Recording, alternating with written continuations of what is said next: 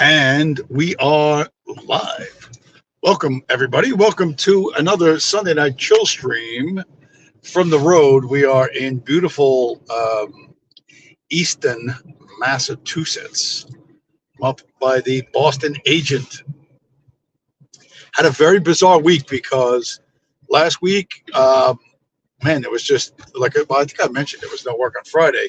There was literally no work at all the entire week. Nothing, zip, zero, nada. Yesterday I did one local job, and then today I actually got this job coming up here. So I was like really weirded out, like I don't know what was going on. But I actually talked to a guy in a gas station near Teterboro, and he swears, and this guy's like some Indian bro, Pakistani bro. He has no sense of humor that I could tell. He said that nobody came in to buy gasoline last weekend, which just shocked him. Anyway, we got way more material than we had last week. I just got to figure out how in the fuck I am here. I always get lost coming out of this industrial park. But this is our Boston Agent, which is a subcontractor. And where am I going? Am I going the right way or am I going the wrong fucking way? No, I'm going the right way. Oh, I got it. That's cool. Some little town up here in Massachusetts that services the jobs we got when they're like going to like Martha's Vineyard or Nantucket Island. We can't make the ferry, so they got to deliver it tomorrow or the next day. Next day delivery, and these guys are the ones that do it. And usually I just drop the piece right inside the office doors. There's glass doors and a second set that are locked. And I just did that, and just as I was about to pull away, one of their night guys came up. I don't know if it was, I guess he was dropping something else as well. So had a brief chat with him, and now we are on our way back to New Jersey. But I got to remember how to get there. I haven't figured out. Every time I ask my GPS, I tell my GPS to bring me back from here. It always brings me back a different way than it brought me in, and it doesn't put me any near any gas stations that are open. And this job it's not really, Boston Edge is not that far. It's only like 220 miles, but it always feels longer. But I have to have gasoline to get home. I don't want to be stranded on the side of the road, freezing to death in New England in October, like some kind of frozen pumpkin for Halloween. But yeah, so I don't know what's going on. Hopefully I can remember which way to zig and zag on the way back towards the highway. Then I got to figure out which way I want to go back. But coming up here, this is like the sleepiest little town you've probably ever been in. This is pretty typical of a lot of areas up here. Like when I drive around Westfield, which is not near here, but I think you can't really see it from the left. On my left, I wonder if I could switch the camera. Let me real quick switch the camera. Let's see if I could do this.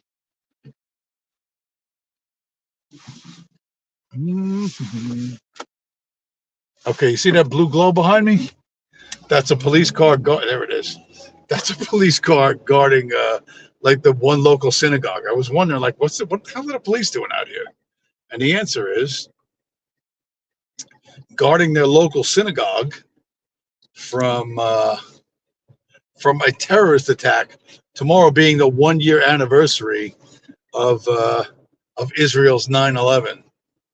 So yeah, it's October. It is currently October 6th, 2024. So yeah, I don't think I've ever seen a police car in this town. And I come up here fairly often. I've like never seen the police, except of course to keep the chosen people safe. You know, They gotta have armed security at all times. You, on the other hand, you are on your own. And there's like some kind of, that statue looks like, to be honest, it looks like Sherlock Holmes holding a rifle. I don't know. It's probably some, it might be Paul Revere or some, like, whatever, Massachusetts Patriot Bro. But the founding stock of Massachusetts does not get the armed protection of the state like the chosen few do. But anyway, this week I got so much more stuff. There's like way more material, way more screen shares. I got videos, I got all kinds of stuff. And also, the quick intro is because StreamYard now you can pick your intro and outro videos. So I just picked that 30-second intro. It's like, who needs to sit there for like 2.5 minutes listening to all that? And we can just jump right into it as we roll along the quiet streets of Easton, Massachusetts. So yeah, I'm just basically happy to be working. I was, as much as I don't like this job, like, and the fucked up thing about no work at all last week is, if I would have known that I was doing nothing, I would have went somewhere. I would have went, like, I don't know, I would have hopped on a plane and went somewhere, honest to God. And I had it half of my mind to do that, but I kept thinking, no, I better not, I'm not making the money I was making last year, blah, blah, blah, blah, this and that. I talked myself out of it, but it turns out it's probably the smart thing to do. Or would have been the smart thing to do. But yeah, I'm just looking to get things back to normal, relatively normal, because I still need to mine fiat. I still need to mine fiat. Oh, okay, we're at the mobile station. This is going to make me happy because it's open. I think I came here a couple of times. This place was not open, and I was not at all happy about that. So what we're going to do, oh wow, what's the prices here? The prices here for petrol, $3.19. You're going to have to give me a couple minutes while I gas this car up. Hold on.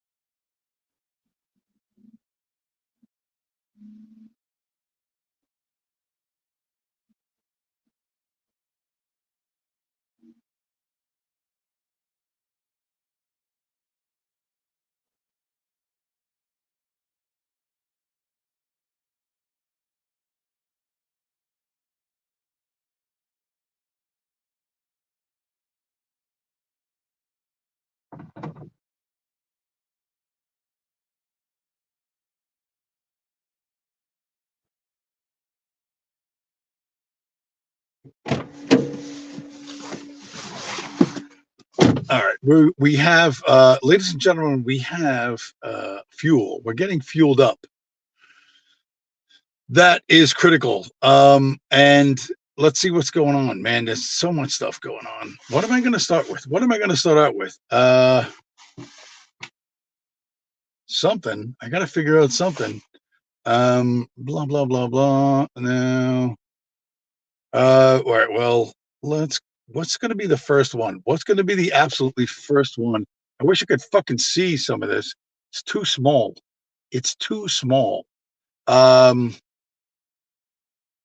well, since I was talking about the synagogue, let's stay in the international arena. So I got a video of this. Apparently, the Ansar Allah Houthi rebels are continuing to do their naval blockade. They decided to strike a British oil tanker in the middle of the Red Sea and shake up the crew. They didn't sink it, but you got to imagine being on one of those giant boats, like you're sitting on top of like 1 million gallons of crude oil, and this happens.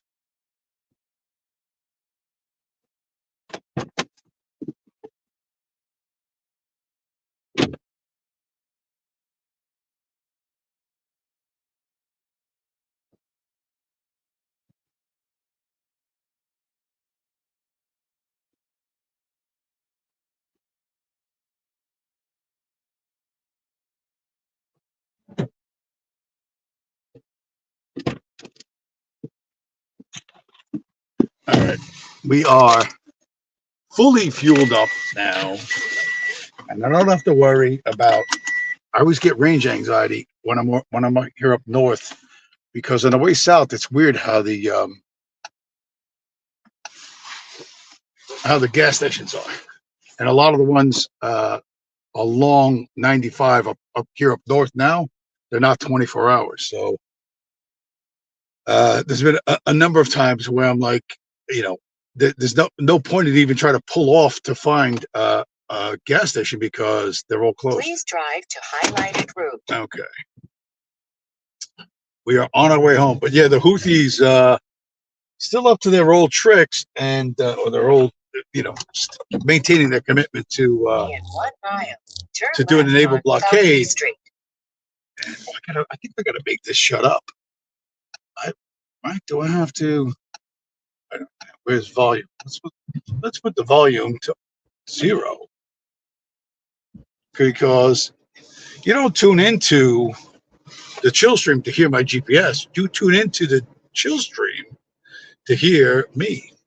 So yeah, so that was that. And then because the Houthis are doing Houthi things, where's my other thing?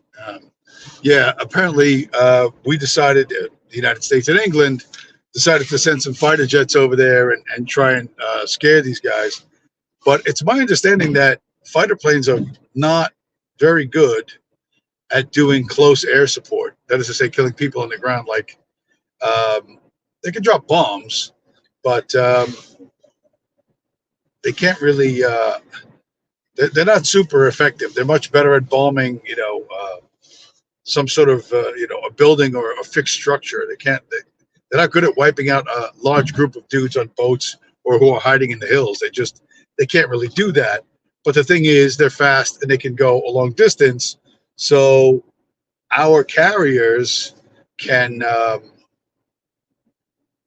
stay safe while we pretend to do something. But I don't think the fighter jets attacking Yemen is going to be super effective. I don't really think that's going to work out. And the problem is we have to be perfect. Like, we have to guard everything in every ship, which we certainly can't do. We don't have the resources. Even if our government and the English government wanted to spend the money to do that, you just don't have the pilots. So you can't keep them in the air that long. You can't keep the planes in the air that long, protecting all these assets. So this, to me, looks like a war of attrition that we're going to lose, because they could just lay low and do nothing for a while, lick their wounds, and regroup, and then attack again whenever they want. So yeah, we still don't have a good answer for this, and to be honest, I don't think we're going to have a good answer for this. But we are in the era of, now they have to compete with us. Right now they have to compete with us, and everybody, like I said, will bend the knee. Every single person, every organization, every corporation will bend the knee. Visa, the credit card company, has announced that they're going to unveil a new tokenized digital asset management system. So basically, Visa is going to try to incorporate Bitcoin into their business model, right? Bitcoin and some other shitcoins, of course, but mostly it's about Bitcoin. And because there's a couple of, I think there's a couple of smaller groups that have some kind of Bitcoin credit cards. I really don't know how they're doing, what they're doing. I obviously have one, like the gasoline I just paid for. The credit card I use, the rewards are in Bitcoin. You know what I mean? I have to pay in dollars, but whatever the $27 I paid in gasoline, you know, like 1 or 2% of that I get in Bitcoin, which may not sound like much, but do this twice a day, every day, and it adds up. It adds up, and that's me, bit by bit, day by day. You know, turning fiat into Bitcoin and making the elites miserable. And I'm not the only one, although I'm a very small one, right? The number one, this was like two of the best freaking stories. Where is it? I deleted that one too? No way. Let's put this up. What is it? Yeah. So the IMF, which told El Salvador that adopting Bitcoin was going to be a disaster for them, and they adopted Bitcoin when it was like $15,000 per Bitcoin, and now it's 62 or something as of the time of this broadcast. So the IMF was like, don't you adopt Bitcoin, it'll ruin you. Well, not only has it not ruined them, like I said earlier, that I think I said last week that El Salvador is, you know, going to finance its own budget without having to borrow for the first time in its history. So the IMF is now is begging El Salvador to stop. You know, that they don't want to. They want them to please stop doing that. And where's the, oh shit, I accidentally deleted the other one, right? Did I accidentally delete it? Maybe I did. Maybe I did not. What's this one? Oh yeah, and this is why. Because there's the president of El Salvador meeting with the vice president, a female, of Argentina. And so, you know, Bitcoin maximalists, we've said that, you know, nation states are going to adopt this, particularly ones with failed economies, and it's going to spur a game theory, a type of competition around the world. And the IMF is genuinely afraid of that, because Argentina looks to El Salvador and says, you know, Javier Milei is a pro-Bitcoin guy, and that the Argentine government is going to, or is actually currently mining Bitcoin using flare gas, like ExxonMobil is, like these other big corporations are, but they haven't adopted it as legal tender yet. But when you look at Bukele and the vice president of Argentina, you can see the writing on the wall, and that's why the IMF is asking, you know, please stop it. Please stop hurting us. Please stop doing.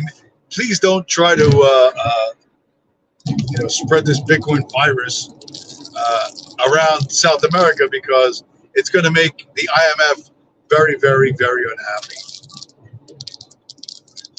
And this, of course, makes all of us who are primarily looking to expand human freedom and destroy the global slavery matrix, makes us super happy.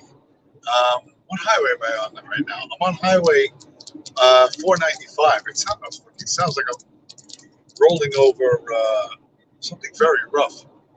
I don't know why the surface is so rough here, but hopefully you can hear me, and the interior noise of the car is not that loud. Yeah, but yeah, my man, you know, Nayib Bukele and Javier Milei, you know, this screen share is absolutely kind of sums up, you know, their worldview, right? And if you look, the girl's holding a sign that said, Yeah, sex is cool, but have you ever fucked the system? And that's what we're looking to do. And we're continuing to do this. We're going to continue to do this. You can't stop us, whether it's my little making 50 cents at the gas pump or turning 50 cents of USD into Bitcoin, at the gas pump in Easton, Massachusetts, or if it's nation state adoption, everybody has a role to play, and they cannot stop us at all. So even though they've got their top tier 3-letter agency on the case, the HBO, you think that the CIA is bad, you think the FBI is bad, you think the IRS is something to worry about? No. The real top quality investigators, HBO is doing a Bitcoin documentary where they're going to hunt for, Satoshi Nakamoto and blah, blah, blah, blah. Of course, they're not going to find him. He's dead. Although I think they come to the conclusion that he is dead, but they got the wrong suspect. Because the guy that they think done it has a wife, and the wife says, no, you guys are wrong. But the endless fascination with this,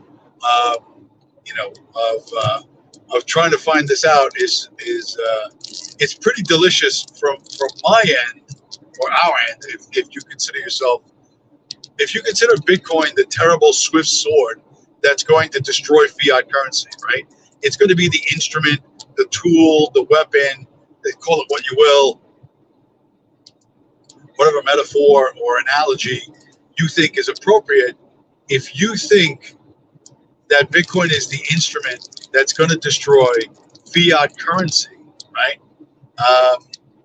You have to look at this, these crap documentaries and all these dopey propaganda pieces as actually signs that we're winning. They're obsessed with us. They're obsessed with what we're doing, and we don't give a fuck about what they're doing. At the end of the day, everything they do makes us do what we do harder, faster, longer. You know what I mean? And we're going to win, despite the fact that they like to put pressure on things and people, but we got some pretty good guys on our side. The other big news, I guess, is the North Carolina thing, the flooding down in the Carolinas. It's a big deal. They say that the Federal Emergency Management Agency is broke, and if people are trying to volunteer to rescue their fellow Americans, their fellow citizens, and they're being threatened with arrest. But even the normies are sort of starting to get it. But those of us, once you switch your mindset over to a Bitcoin mindset, this is the type of thing that happens. Let me just say this. You don't hate the government enough. You don't. I don't. And I really hate the government. Yeah, but look, North Carolina, the Bitcoin community deploys search and rescue operations for hurricane relief in the mountain region. So look, the Bitcoin community is coming together, and I'll link to this, but yeah, emergency responders, ER physicians, medics. Geez, I hope they don't get arrested, but I thought it was kind of cool that the Bitcoin community is coming together to help. So, listen, we're not going to wait, and we're not going to ask for permission. For the people down there who are capable of offering some assistance to their neighbors, they're going to do it. And part of the reason why they're going to do it is because they see that the current system is not to their liking, and to be passive and wait for permission to do what's in your power to do, right? To help your neighbors. They're just not going to wait. They aren't going to wait. And that's why the people that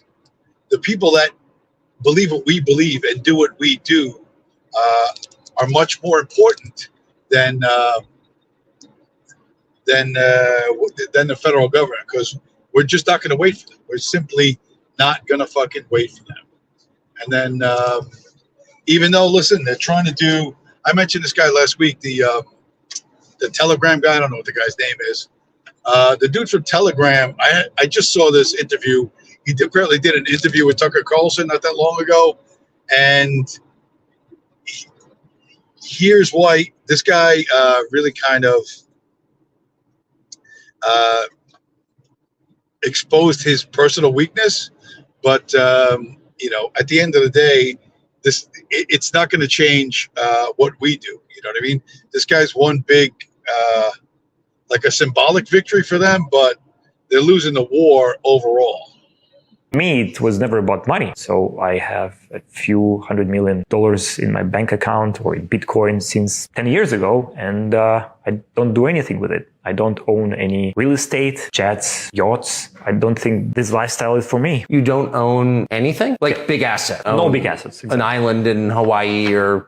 No land, no real estate, nothing. Why? Well, because for me, my number one priority in life is my freedom. Once you start buying things, first, it will tie you down to a physical location. In my view, it's my personal view. I don't have nothing against people who are buying real estate. And the second reason is I like to stay focused on what we do at Telegram. So I know that if I buy a house, I buy a jet, something like that, I would be spending time on trying to make it nice. This will require a lot of time and effort. You're not even going to choose. Yes. For me, I would rather make decisions that would influence how 1 billion people communicate rather than choosing the color of seats in the house that only I and my relatives or probably a bunch of my friends will see.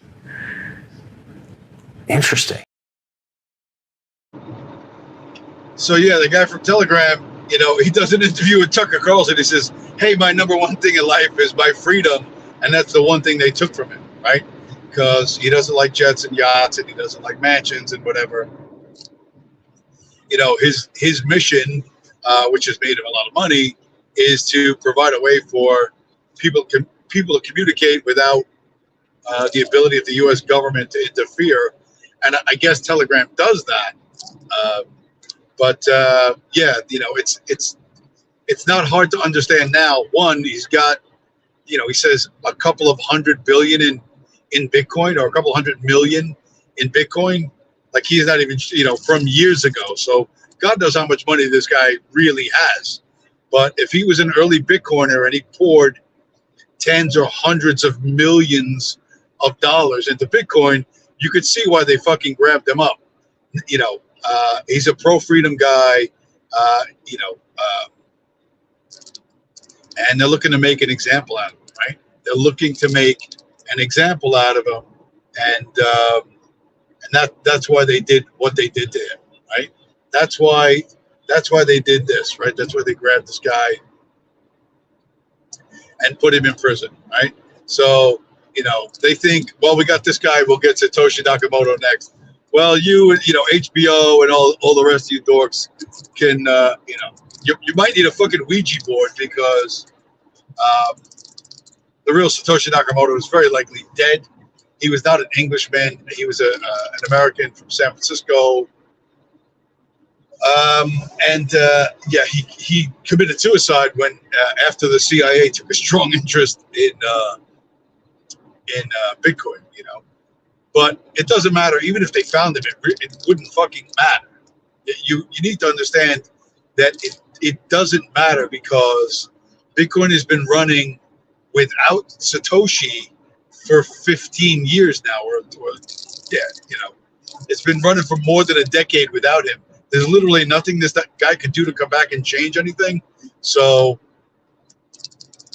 the statists and the bureaucrats and the people who've kept control for hundreds of years are still trying the same tactics, same techniques. Just sort of, we'll grab the Russian guy who loves his freedom and we'll throw him in a cell, and we'll see if we can break him. And I don't know, maybe they will break him, maybe they won't break him. He seems like a young, fit guy, and I don't think they're going to be able to get away with like physically torturing him and starving him. So, it's going to be super interesting to see.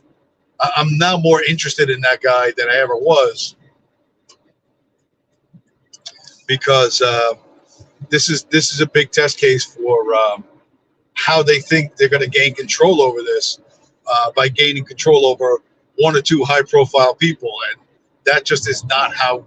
That's not how this works. That's not how decentralized works, and I'm going to enjoy watching them fail. You know, it's going to be fun watching them fail harder and harder and harder everywhere.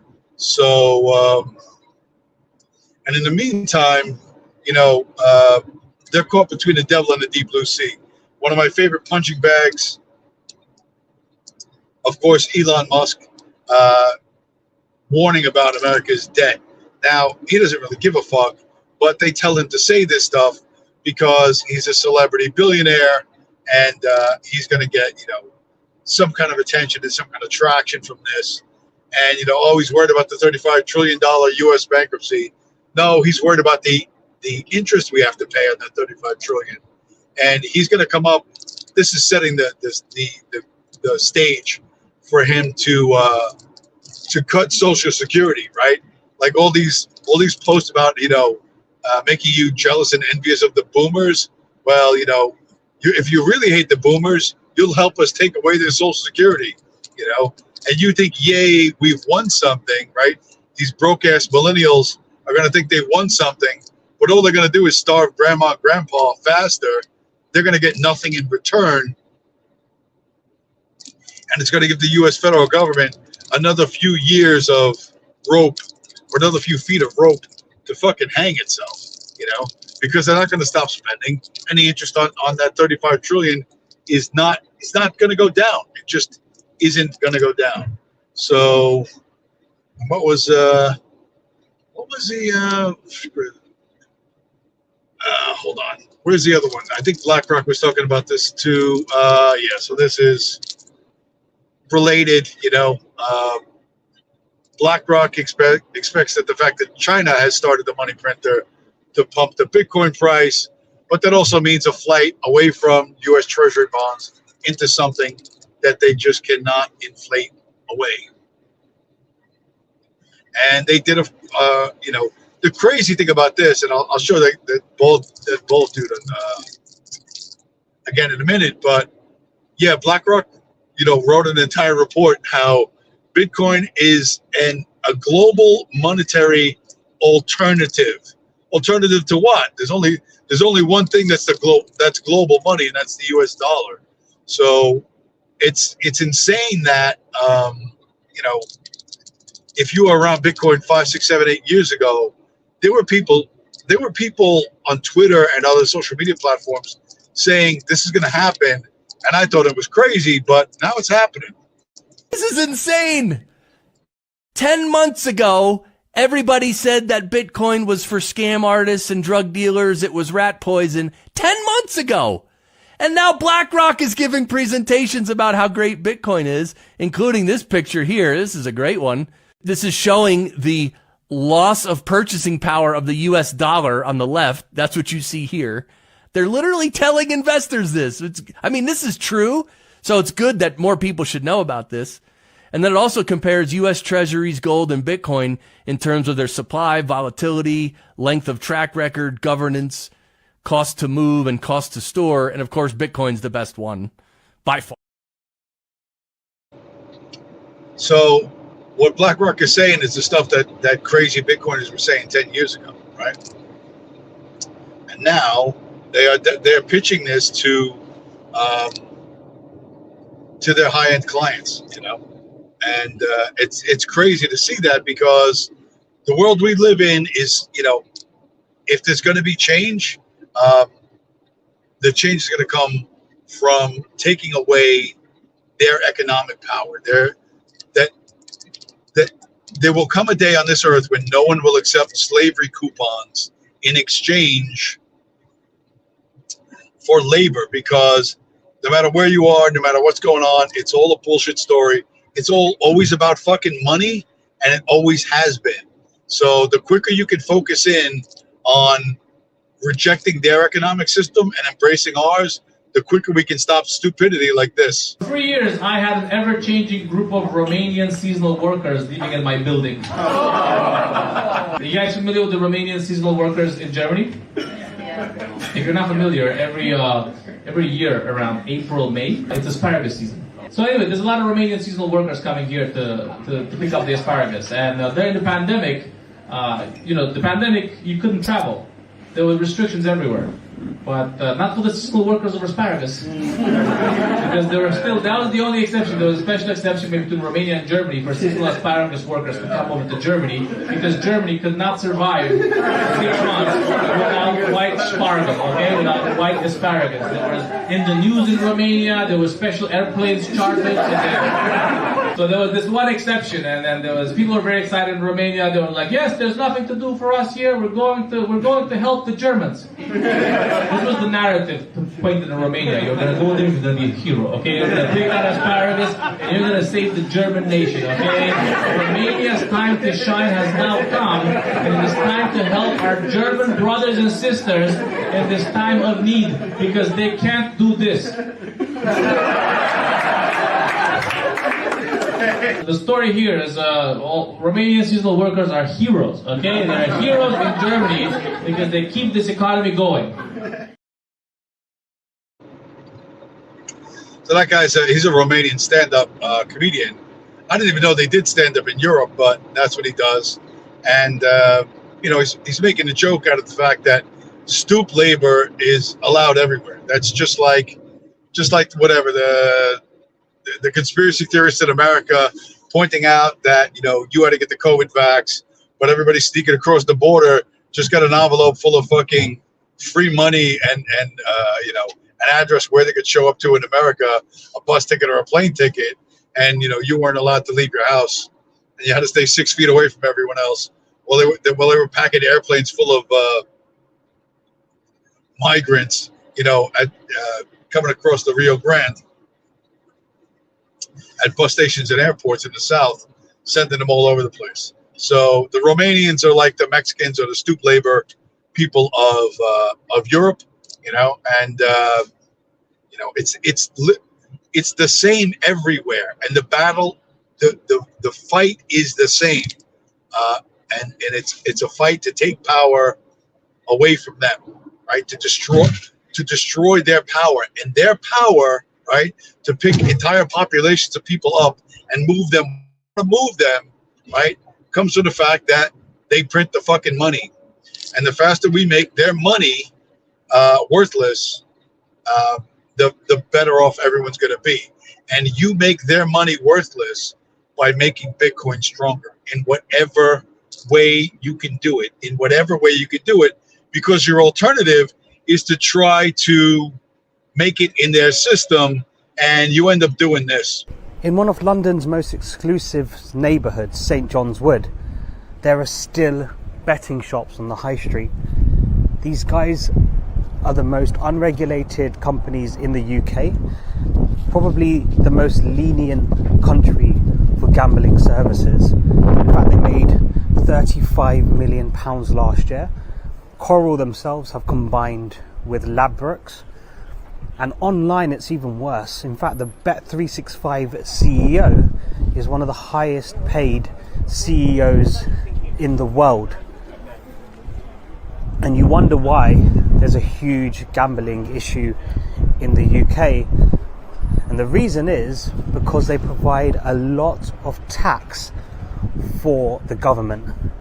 So the government are happy to allow gambling to occur on pretty much every UK high street. You'll rarely find high streets in the UK without a betting shop. Let me know your thoughts in the comments, and as always, follow for more London. Yeah, so I saw those places when I was in London in January, and I didn't realize. I knew London always had bookies, and I'd heard of the bookies, and who was that famous? They weren't really an insurance company, but they're actually a bookmaking outfit that sort of became an insurance thing. What was it was a famous English firm. But yeah, the English don't see a bright and prosperous future. like Americans, don't see a bright and prosperous future.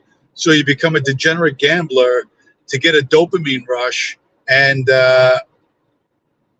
whatever price you paid to get that dopamine rush was certainly not worth it, because you end up with nothing at the other end.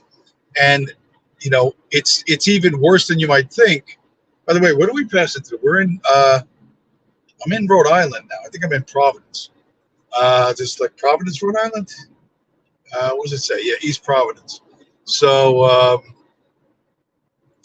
but if you think things suck now, there's always a new fucking scummier way that they're fucking robbing you. And while this might not directly apply to you, I promise you it's going to apply to a lot of people once AI takes over your job.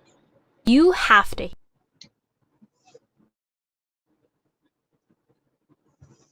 You have to hear this. Uber's not just using surge pricing to charge riders inflated fares. They're also using secret algorithms to undercut your driver's pay. More Perfect Union conducted a test and found that 63% of the time, Uber offered different fares to drivers for the exact same ride. And this could vary from a few pennies to a couple dollars. But if you multiply that by the billions of trips made every quarter, that means Uber execs are pocketing millions of dollars instead of paying their drivers fair wages. And what makes this even more scary is that we don't know how exactly this invisible hand works. We do know it's influenced by a lot of factors, not just location and time.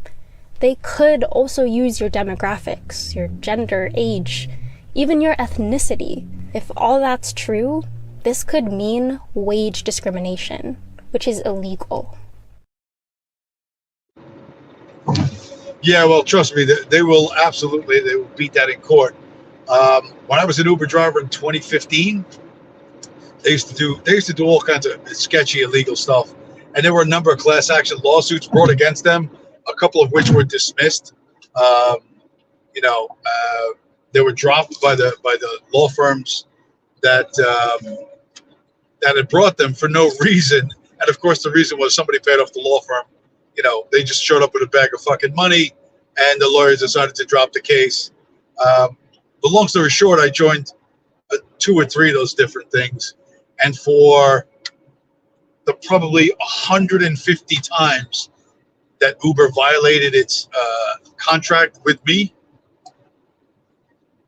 when I finally got my settlement check, I think it was something like $15 or $20. Like, no lie, it was just ridiculous. So they're never going to stop doing that, right? And they're going to steal from everyone all the time. And now they're not even just stealing from, their focus on stealing is who needs the money more, who's older, can you imagine they're going to look at your race, your ethnicity, et cetera, in determining how much to pay you, And if you think, oh, well, that's just Uber, trust me, if it's a successful business model, they're going to do it to everyone everywhere, right? No one is going to escape this. And when AI takes your nice white-collar job, you might end up you're going to end up somewhere, somehow in the gig economy. And this is what you're going to be up against. And trusting that someone's going to come and rescue you is just beyond childish and naive, right? You have to start now to protect yourself. And the way you protect yourself is stop using their fucking money. And listen, when I say we're going to win, we are going to fucking win. But, people around the world hope for the best, right? Everywhere, they hope for the best. But, listen, if you have a goal without a plan, it's just a wish.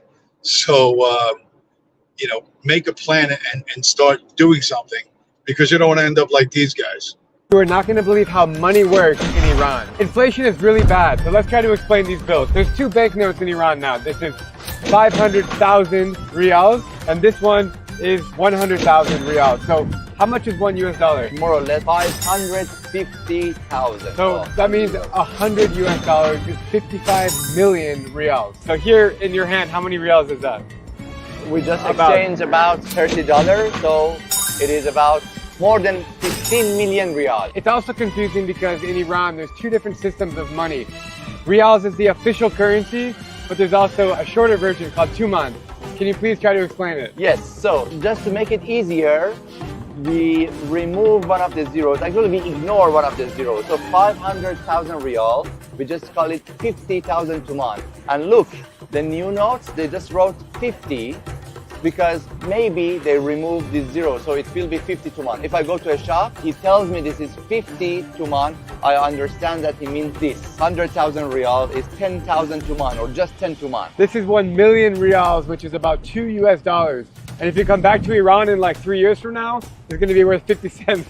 Maybe no, the other way. Maybe we improve the economy, maybe we start good relations with the whole world, Inshallah. and everything changed. So the American guy, you know, he just sees that the Iranian regime is going to continue to fuck up the economy. And the Iranian guy's like, no, maybe we'll fix it. I'm not sure how you're going to fix it because even in Iran, you know, the elites are still fucking their people.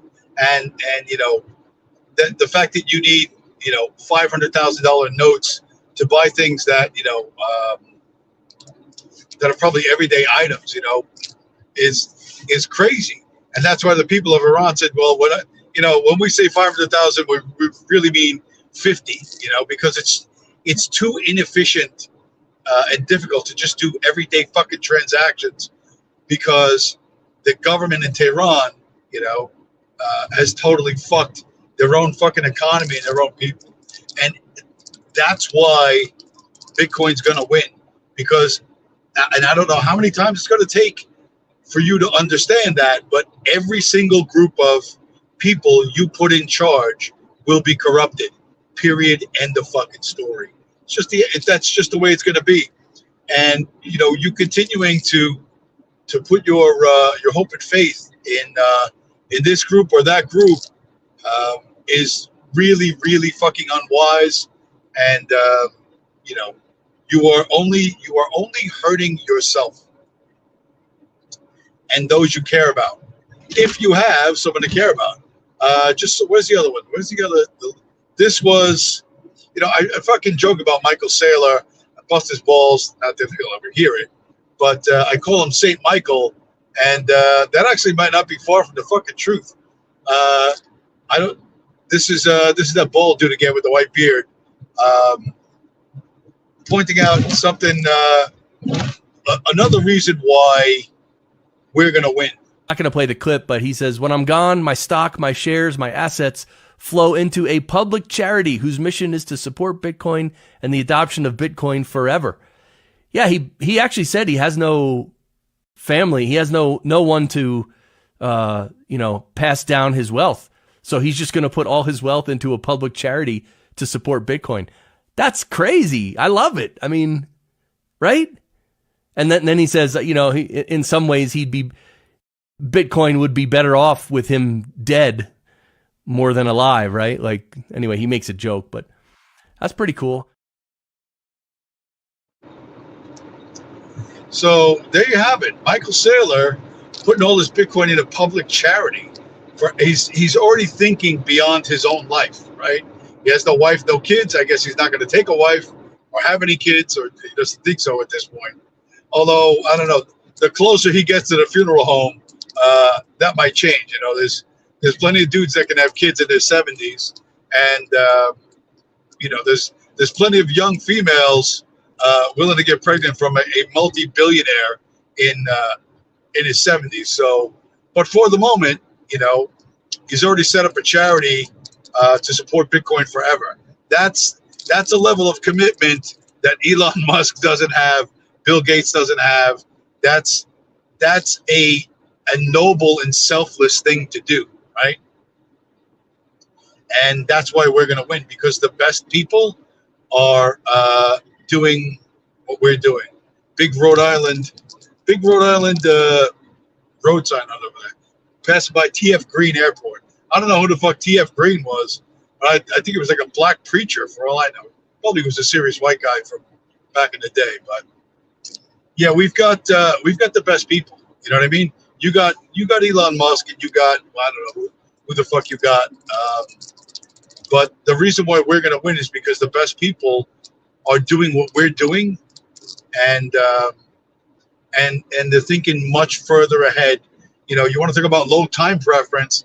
You know, you want to say that civilization is old men planting trees under whose shade they will not sit. Well, there's an example of it, right? That's Michael Saylor is planting a lot of Bitcoin trees. You know, billions of them. So, and you know, Jeff Bezos isn't doing that. Mark Zuckerberg is not doing that. You know what I mean? So, for all his flaws, he really does. You know, he's really starting to look like Saint Michael, and you know, making the joke that it's better off that he's dead. He's not wrong. Once you understand game theory and scarcity, once you put that against the Russian telegram guy being put in prison, if they can break the Russian telegram guy and get his Bitcoin, that's a big score for them. If they can't break him, and I don't think they can. Like I said, he's young, he's fit, and they can't really. I don't think they can really torture him in France. They're gonna lose. They're gonna lose badly, and then they're gonna be forced to compete. Right? You're gonna be forced to compete with a system where you're in the gig economy, whether you like it or not, because it's more profitable for the people you work for to make you a gig worker than than to make you a full-time employee with medical and dental and paid vacation and all that shit. No, the number of people getting 2 weeks paid vacation, medical, dental, blah blah blah blah blah, and all those protections is shrinking so rapidly that in 10 years, no one's going to know what the fucking benefits package is, right? Nobody knows what it is today, you know. So Workers pray for money. Money is power. Money is the only weapon that the Jew has to defend himself. Hey, cut it out! You fucking Rothschilds are screaming. That's not money. That's fiat currency. We're not working and striving for that. We're working, striving for real money, for Bitcoin. But with that, where am I? I think that's all my videos. I think that's everything I got. I had one other thing. I guess this. Is this it? Yeah, so, just to touch on this briefly, BlackRock had another ETF, the Ethereum ETF, and they did this article, BlackRock names key reason why the Ethereum ETF failed. And of course, we all know the answer, and that's because Ethereum is a shitcoin. That's why it failed. And all of the everything that's not Bitcoin will fucking fail, all of it. So with that, where are we? We're coming up to what? Kingston, Rhode Island. I'm still in Rhode Island, right? Do we have any comments? Oh man, we got a lot of people here. Oh, look at this. Ukrainians, Proto-Mesopotamians.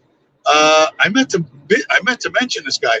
That guy's probably fucking Israeli on IDF Unit 8200, because this dude was here last week, and he's like, "Oh, you're very smart." Jews they're always shocked that people know more than they do, and they think like what they're doing by giving you a compliment. Why, you seem very knowledgeable for a fucking filthy goy. Listen, go fuck yourself.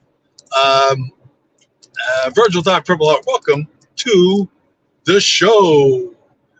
Ukrainians are Proto-Mesopotamians, a real Gandhi figure. Well, the Gandhi quote of first they laugh at you, or first they ignore you, then they laugh at you, then they fight you, then you win. Yeah, that one that applies. Oh look, his friend from whatever fucking Pentagon fucking counterterrorism unit, Niger, is here. Niger, welcome back to the show. Bitcoin scammer. Could you explain that, Niger? Do you have like, take some of that fucking community college education you got and explain how Michael Saylor is a Bitcoin scammer. Okay, explain that. I would. I'll give you a couple of minutes. And while you're doing that, while you're explaining how Michael Saylor is a scammer, everyone else will be smashing up the like button because we're on the road.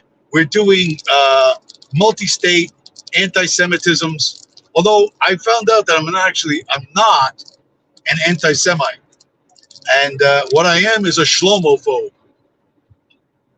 I stole that from somebody on Instagram. So I will now tell people that I'm not an anti-Semite. I am a Shlomophobe. So you can absolutely steal that. And for those of you who are on Twitter, you can use that there. You can use that as a witticism to make life for the small hats unpleasant on social media. Yeah, but listen, you guys are going to lose. We're going to win. I'm doing everything in my power, hundreds of miles from home in the middle of the night, to turn fiat into fucking Bitcoin so that motherfuckers like you die starving and homeless. That is my fucking goal. And if you could please get this video to Abe Foxman, the head of the ADL, and make him listen to every word and drive his blood pressure so fucking high that he has an aneurysm, I would take credit for that. If that happens, if I read that Abe Foxman, blew a fucking gasket in his fucking skull and bled out at Katz's fucking deli in downtown Manhattan, I will fucking take credit for that because I work towards that goal on the daily. So now my feds, they have nothing to say. I thought you guys were so great with the fucking comebacks. There's two of you against one of me, and neither one of you has a fucking one to say. They probably got this big fucking like a 3-ring binder with like witty responses to the white supremacist crowd. You know what I mean? How to respond online to a white nationalist. Listen, Shlomo, we're gonna make you starving and fucking homeless. You and your little Shabos fucking pets will be sorted out once and for all. Once and for all.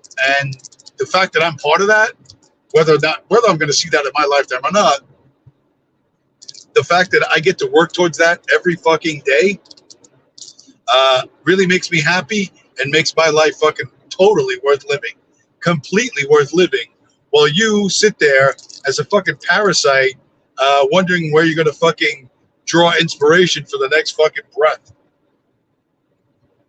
Trust me, bro, my life, even though I'm doing this, is better than yours qualitatively. So do we have anything else in the comments? Come on, commenter boys. What's up? No. Okay. So I guess that's about it. Well, we've come up on 59 minutes. We are still in the beautiful state of Rhode Island, although about 15 miles from the Connecticut border. But yeah, everything seemingly back to normal, and things going pretty good, all in all. So with that, I will hit the outro. I will thank Virgil Doc Purple Heart for stopping by, for smashing up the like button, and everyone else who's going to come by and hit the like button in the coming week. And I'll talk to you guys again next week.